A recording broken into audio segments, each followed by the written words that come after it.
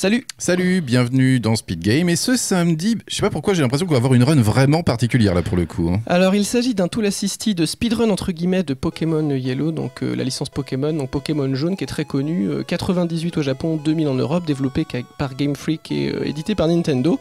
Donc là sur la Game Boy Color, donc c'est une performance alternative qu'on va voir, parce que là le but va pas être de terminer le jeu très rapidement. Quoi ? C'est une sorte d'hommage à Pi qui fascine toujours, qui est très ancré dans la pop culture. Il fascine également les tasers.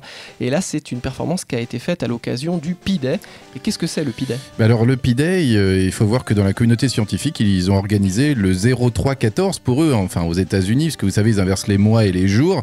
Eh bien, une journée internationale de Pi où chacun a pu s'exprimer et donner, montrer son amour de Pi, alors soit en faisant des petites tartes, vous savez ce qu'on dit paille en anglais, donc c'est le même mot que tarte. En France, je ne sais pas exactement ce qui a été fait, mais en tout cas, les Tool Assisted Speedrunners ont décidé de faire une run spécialement pour cette journée.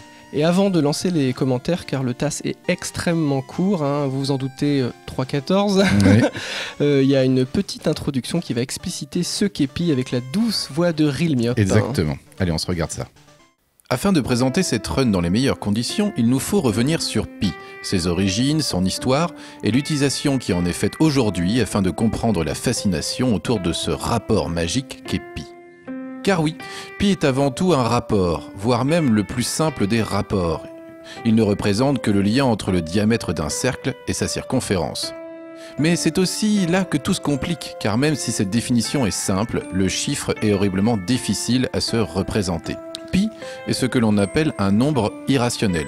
Il ne peut pas être écrit sous forme de fraction, ses décimales sont infinies et ne se répètent jamais. Et si Pi est l'un des symboles mathématiques les plus connus au monde, cela vient sûrement de cette dualité entre simplicité d'un côté et chaos, voire folie de l'autre. Les plus anciennes traces de Pi remontent aux pyramides d'Égypte, car le ratio entre la hauteur et la base de la grande pyramide est calculé grâce à Pi. Mais la première estimation connue de Pi est celle d'Archimède il y a 2500 ans. À l'aide de la géométrie, il a pu calculer Pi à 4 décimales près et obtenu 3,1412. Ce chiffre restera pendant plus de 1000 ans la référence pour Pi. D'ailleurs, Pi est le premier nombre à hériter d'un nom, d'un symbole qui pourrait d'ailleurs venir de périphérie. Pi est devenu avec le temps bien plus qu'un simple nombre irrationnel. Il est toujours resté présent dans le cœur des mathématiciens, et ceux-ci ont toujours cherché à connaître un nombre maximum de ces décimales. Mais pour ce faire, et afin de rendre l'exercice plus facile, il a été le moteur de beaucoup de recherches mathématiques, et en particulier dans le domaine des algorithmes. Mais c'est avec l'arrivée de l'informatique que Pi va se découvrir une nouvelle jeunesse. Car oui, Pi est un des chiffres les plus utilisés afin de tester nos machines. En suivant l'évolution du nombre connu de décimales de Pi, on peut suivre l'évolution de la puissance informatique. Regardez donc, en 1949 on connaissait 1120 décimales, en 57 7480, en 58 10 000, en 61 100 000, en 73 1 million et actuellement plus de 7000 milliards. Il faut bien comprendre qu'une telle précision dans le calcul de Pi n'a en soi aucun intérêt pratique, à part le fait de faire avancer la recherche ou de vérifier la fiabilité de nos ordinateurs. Mais cela ne nous aiderait en aucun cas pour calculer la circonférence d'un cercle. Voyez vous-même, avec seulement 38 décimales, l'on peut mesurer la circonférence de l'univers visible à un atome d'hydrogène près. Pi, néanmoins, continue de faire progresser l'informatique, et ce, même dans le jeu vidéo. Il est en effet bien pratique pour fabriquer de l'aléatoire dans nos jeux favoris, comme pour gérer une IA ou la chance de récupérer un bon objet après avoir tué un ennemi. Comme on peut le voir, Pi, malgré son grand âge, est toujours un incontournable dans le monde des mathématiques. Et grâce à des événements comme le Pi Day, cela risque de durer encore longtemps.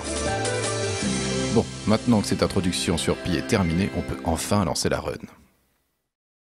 Il s'agit d'un Tool Assisted Speedrun de Pokémon Yellow sur Game Boy Color. C'est fait par Fractal Fusion, ça date du 14 mars 2013 et ça dure évidemment 3 minutes 14. Et il y a 3141 re-records. Normal.